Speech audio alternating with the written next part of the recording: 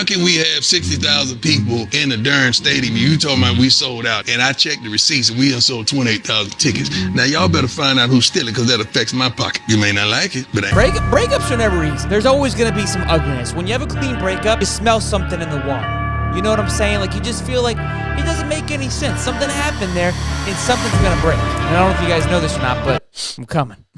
Yeah.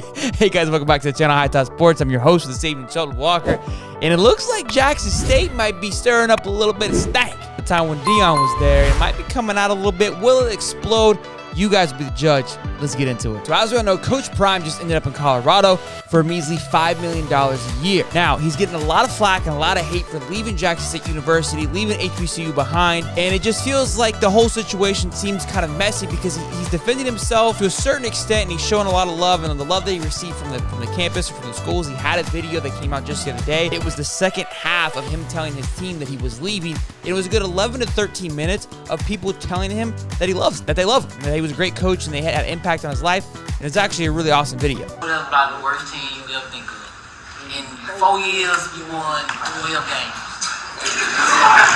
And you came here, you brought out me, you brought my boys, man, you brought everything here. And I really got to feel what it is to be like on a winning team and like really some championship.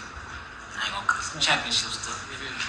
And I appreciate you. Well, now something has dropped on Twitter that, again, how much of it is true, I'll let you guys be the decision maker on that. That video that started this video off was a clip of him a few months ago, and that's what's kind of leading people to believe that, look, some of this may be true. So let me go read this off to you so you guys can see what's going on, and then we'll make a decision for ourselves at the end of it. So right now it appears that JSU, in a sense, is in the hot seat for misuse of football funds. Okay, apparently somebody somehow was stealing money from the football program by moving it around to funds and scholarships, basically stealing from Coach Prime and the players. Okay, and this is also what's being said is this is part of the reason why he's leaving. So let me explain. Okay, in his contract, he's supposed to, after 30,000 ticket sales, he will receive a percentage of the sales.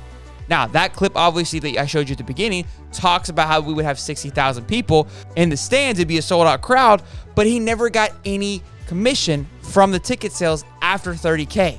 Again, the stadium holds 60K. How can we have 60,000 people in the darn stadium? You talking about we sold out, and I checked the receipts and we done sold 28,000 tickets. Now y'all better find out who's stealing, because that affects my pocket. You may not like it, but there's some other news that there was a lucrative deal in place, a TV deal in place that Coach Prime wanted to be a part of. He wanted all in on, but the university for some reason did not want any part of it.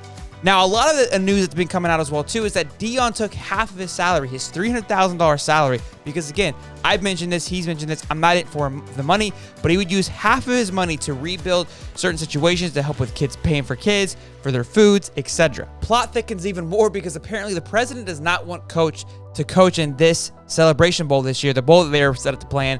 Coach wants to obviously coach in it, so we'll see what happens. That's still up for the verdict. And apparently there was a last-ditch effort to pay Coach Deion $1 million to stay, but it seems like all of it was said and done. The bridges were already burned, and that's obviously why he ended up in Colorado. Now, there is also a clip that's pretty viral that happened early on in the season where all of his belongings were stolen. So it seems like the whole situation down at Jackson State University and the HBCU just wasn't as shiny as and exciting as he made it seem the entire time that he was there. While the game was going on, somebody came in and stole every darn thing I had in my locker room. Oh my God.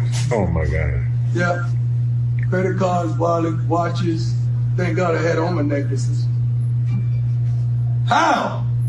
And again, he's getting a ton of flack for leaving HBCU, which to me is just nonsense. But these are some situations that are very underlying. Now, that could have been a reason for why he's leaving. Some people are saying, look, there's no way this is true because it's Coach Prime. If this was true, we would have heard about it. It would have been recorded. It would have been documented.